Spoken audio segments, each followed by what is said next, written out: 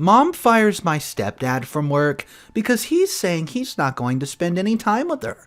Well, joke's on stepdad. Turns out he had no idea the owner was his wife. What doesn't kill you makes you stronger and wiser. So I've heard, and with experiences to show and prove its credibility, we may never control what happens to us, but we can choose to turn it into a blessing by learning from it or embracing it as a burden and a curse.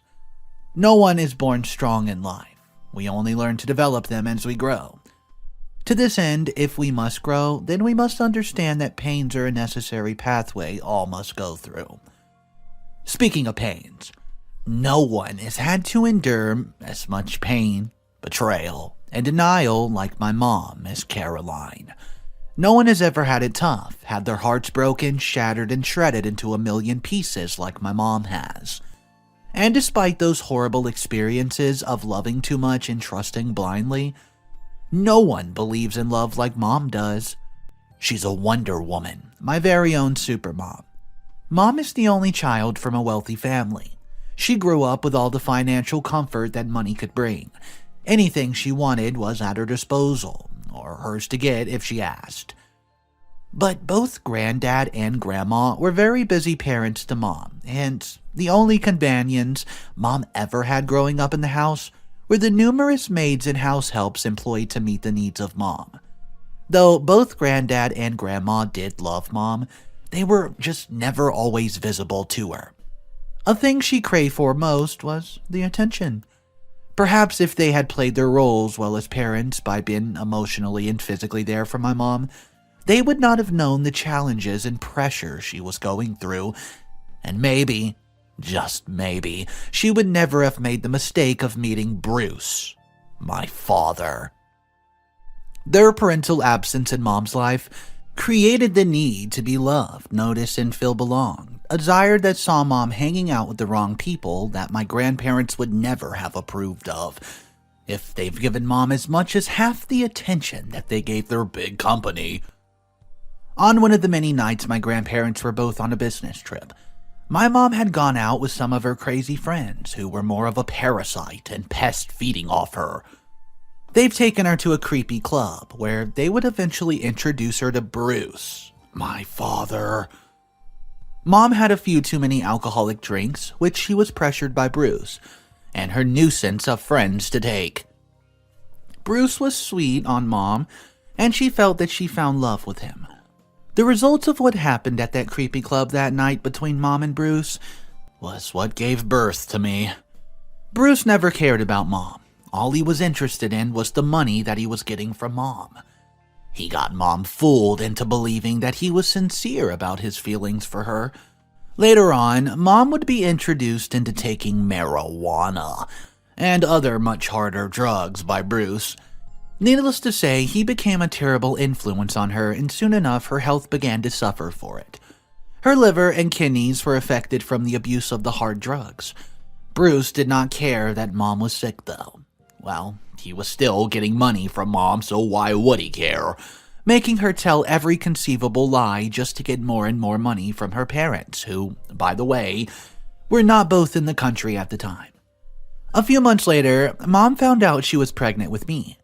She told Bruce about it, who was not happy in the very least. At this time, Bruce was becoming increasingly impatient with Mom. Both grandparents had started becoming worried about her much financial demands, and as a disciplinary measure, reduced her allowances. This did not go too well with Bruce, who had no end of financial satisfaction. So when Mom told him she was pregnant and added to the fact that he was not getting any more money from Mom, as he used to, he started becoming resentful and angry. Soon, he started taking out his anger on Mom, beating her up at any slight unwarranted inconvenience. Mom was still sick and pregnant, but Bruce was a jerk. He didn't care about anybody but himself. One day, Bruce beat Mom so badly because Mom did not have any money to give him when he asked, and that was when she ended up in the hospital unconscious. Grandparents had to cancel their business trip to attend. I think it was at this point when they realized how badly they failed as parents. that the strong resolve to fix things back again was decided on. As for Bruce, he ran away when he found out that Mom's parents had sent the cops after him. He's since been in the winds ever since.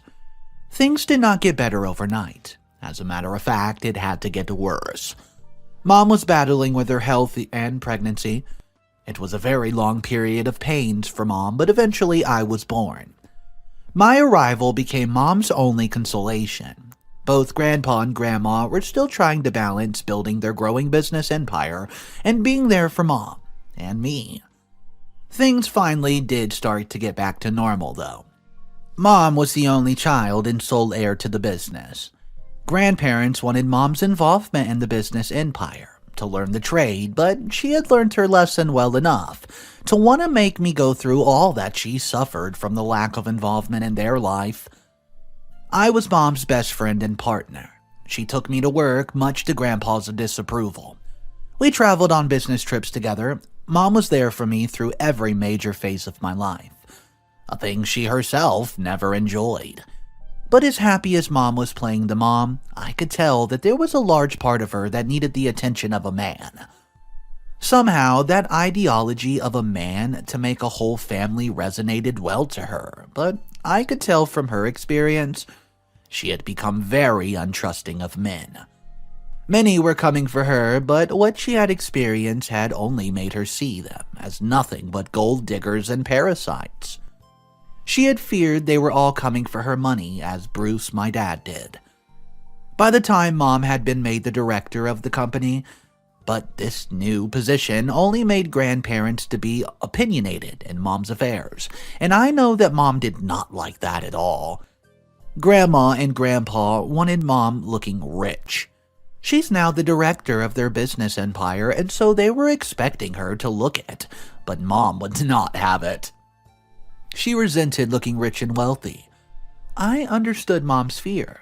If she was going to trust a love again, then she was going to be sure he wasn't coming for the money. On the first week of February, Mom met Paul.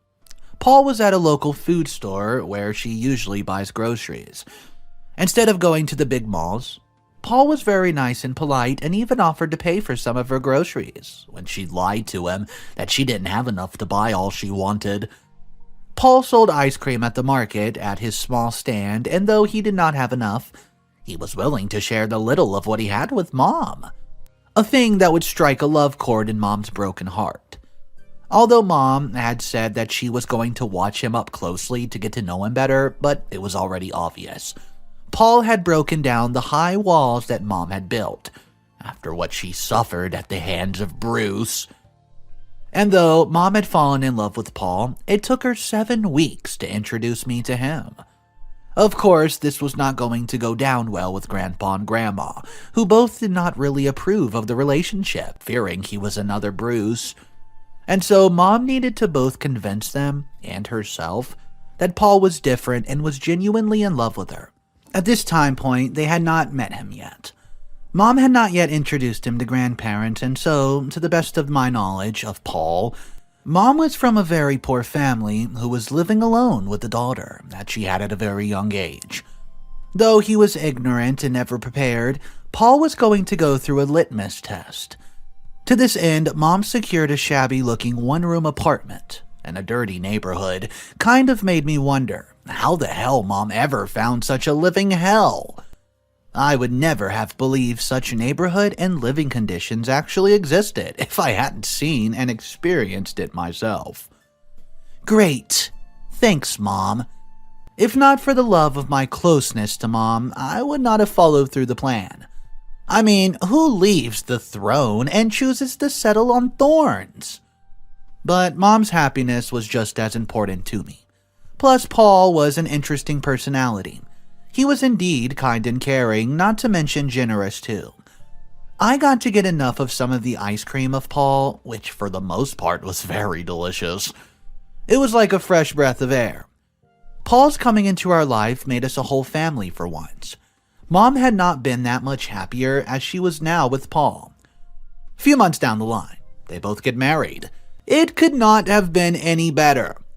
Paul was a loving husband to Mom and a great father that I never had. He was always there for Mom, and though he did not have much, he was such a provider. The ice cream business was not financially lucrative enough to shoulder the new responsibility of a married man. He had to source for other jobs in order to take care of us. How long Mom was willing to test his loyalty and love, that I did not know. But I did know that Mom loved him and was hurt seeing him struggling.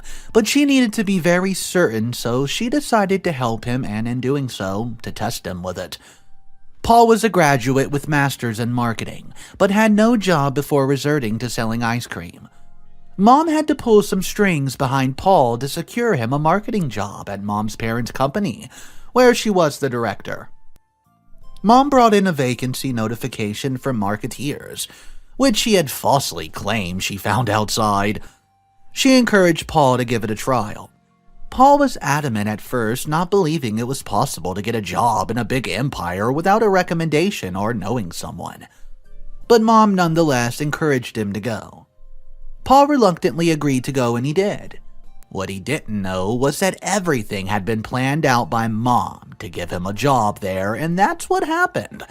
Oh boy, Paul returned back home with flowers, cakes, ice creams, you name it, which was perhaps the last money that he had on himself. But he didn't care. He was excited. I mean, he had just gotten a job in a big company that he would never have dreamt of working at. Mom could not be happier seeing Paul happy. Though he got the marketing job, which always put him out in the field, Paul was finding time for Mom and me. Always. When he couldn't come home in the day as he usually does, he would not fail to call. And the best part of his coming back, which I was always looking forward to, he always brought us our favorite chocolate and ice cream. Both Mom and I loved it so much, and I think that's the only thing Mom would be ready to be stingy with. With the new pay, Paul got us a new house. It wasn't that big, but it was nice. A slice of heaven in comparison to where we formerly were. I must give it to Paul. He always had a great taste and a sense of good fashion. Again, his job as a field marketer was understandably demanding, but Paul always had his way of navigating through like Superman. On weekends, when he wasn't working, he would take Mom and I out. Sometimes, he would snatch Mom and me out and we would go. Yeah, that traitor. It was both funny and sweet. At dinner, he would go on talking about his experience at his job in the marketing field, how stressful and tasking it could be, and things at the office. Now, Mom had not been going to the company, which was all part of the plan, and he did not know Grandma and Grandpa. One of the things he was always very confused about was the company had a director, a lady, but he never saw her at the office. Every time he brought it up, Mom and I would look at each other, chuckling. What step did Dad not know was that Mom was the director of the company and the future CEO. And that feeling of Paul not knowing that strangely gave Mom this big satisfaction. Although he had not been working in the company's stipulated length of time for promotion, but he had been an exemplary and hard-working marketer, which many could attest to. Hence Mom recommending for his promotion as a unit head, a manager in his marketing team. The position came with a big raise in an official vehicle. He was already faithful working as a servant marketer, working and still been both a husband and a father, even when his job was demanding. We had no doubt that he would do even better now that he was no longer a servant marketer, but has been promoted to a head of department in his management team as a manager, where he was going to have an even lesser task to do. But things don't always turn out the way we planned them to. Mom was soon going to find out that she was right in keeping true identity secret from Daddy Paul. Not too long after his new promotion as a manager of his department, he got an even bigger house. Even though he had been given an official vehicle, he got 2 more. He was supposed to have more time for Mom and me, but then we started seeing less of Dad. And when he eventually came back, which for the most time was late at night, he didn't buy us anything or our favorite snacks. With each day, Mom was seeing less of Dad and more of excuses. Had Mom succeeded in destroying her very own happiness by giving Dad that promotion? As the day passed by, the reality became even more hurting. On the pretense of embarking on a business trip, Dad would overstay even when he was back in town. He usually didn't come home. In his defense, he had a lot of work to do. Well, Mom was his boss, and she was regularly getting reports back at the office about everything, and so she knew. Dad was a liar.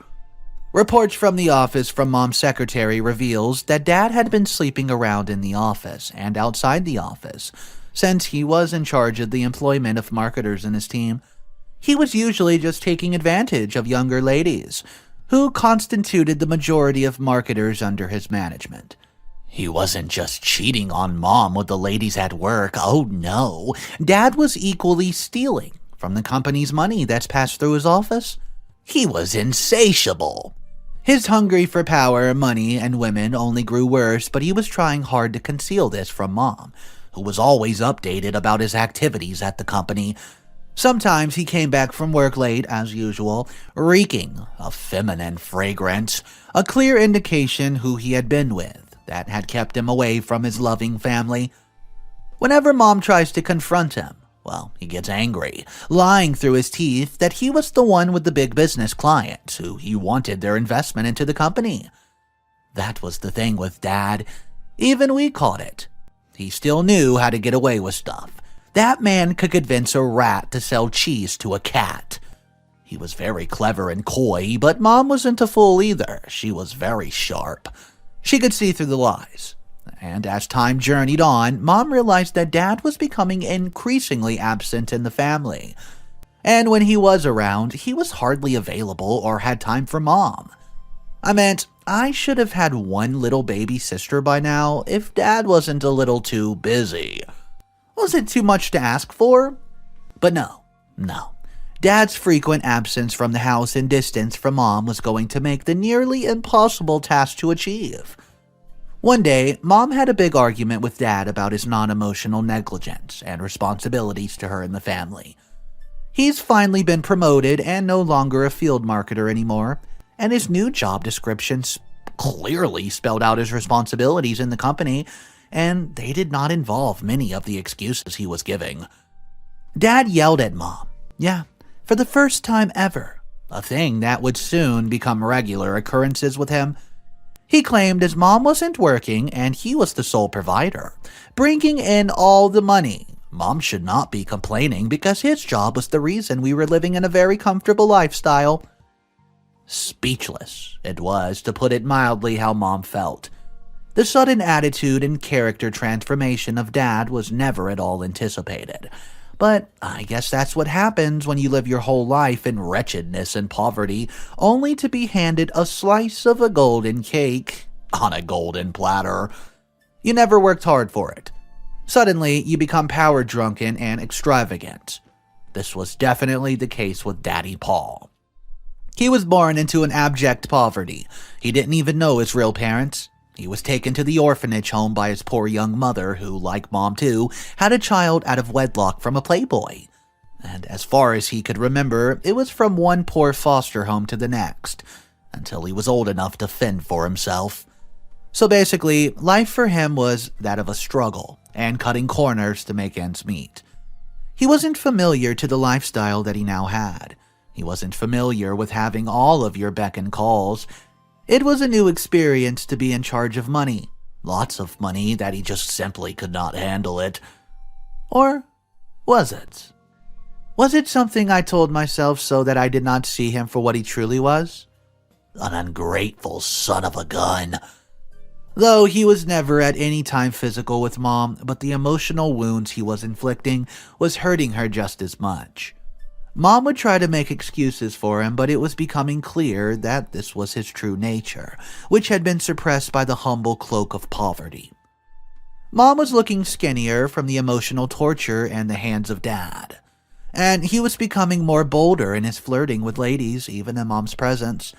He was, after all, the breadwinner, and we were lucky to be eating with him, so he felt, but soon he was going to find out the hands pulling on the strings, paving the way, was so rudely walked on. And when the day come, the lion would now become a lovely little lonely lamb. But until then, the butterfly would have to believe that he was a free bird.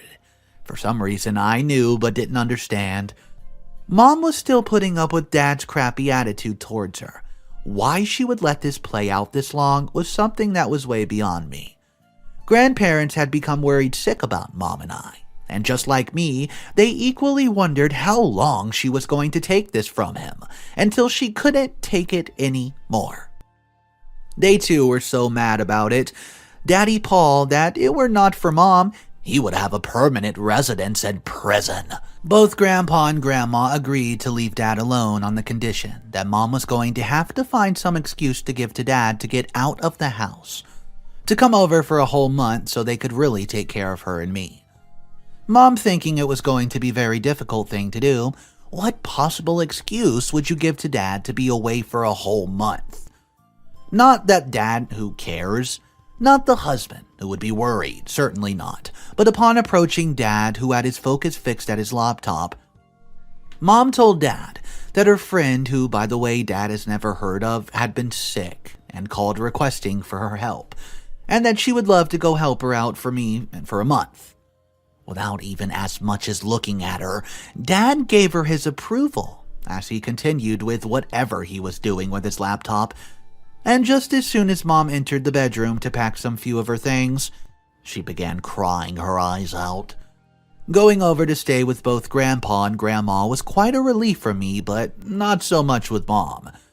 Grandpa had hired a private investigator to follow up Dad and videotape his every moment.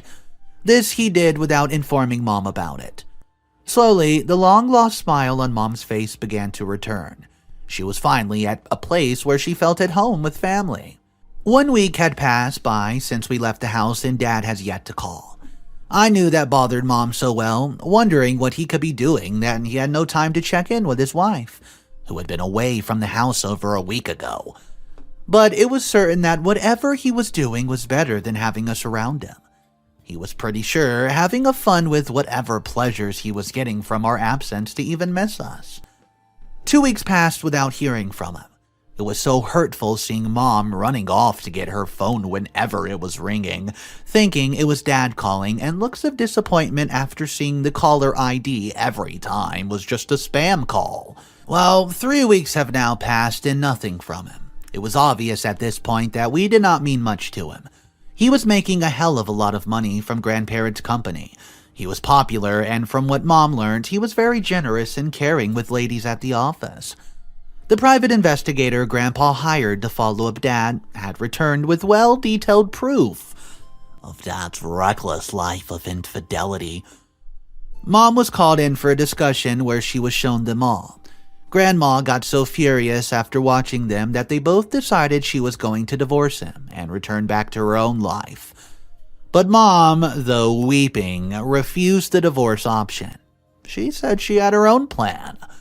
He had hurt her so much as Bruce had. She had endured the pain for far too long, but not anymore. She's going to hurt him too. The coming weeks was going to see the list of names of the workers in the company who were going to be promoted, of which Dad was most certain he was going to be amongst. If only he knew better, poor sucker. And to his shock and disappointment, he did not make the list. Mom ensured this never happened. He got so mad when he found out his name was not on the list of the people to be promoted. Mom knew this would happen and that he was going to want to speak to the director desperately. And that was what happened. He made several attempts to speak to the director, who he was informed was not at the office. It was finally 1 month since we left the house and now we're ready to go back. On getting to the house, we met it all messed up. We unpacked and then began rearranging the house. It was a home that Mom called Daddy Paul to inform we were back, which there wasn't even the faintest expression of excitement. But Mom was expecting that. He was still angry he missed the promotion, but he did not know something worse was on his way. Oh no. Since he was still at the office, Mom called in directing for him to be fired, with every privilege withdrawn and taken forthwith. And since the instructions were coming from the director's office, it made him both mad and confused. He was getting fired by the boss that he's never seen before? He insisted on seeing and speaking with the director to demand an explanation as to why his name was not in the promotion list, and now why he was being fired.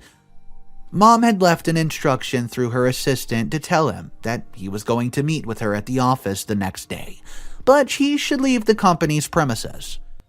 Dad left the office and returned home very early. Now, he did not come back home looking all bossy and proud like as always. No, he came back looking sad and humbled, but neither Mom nor I cared.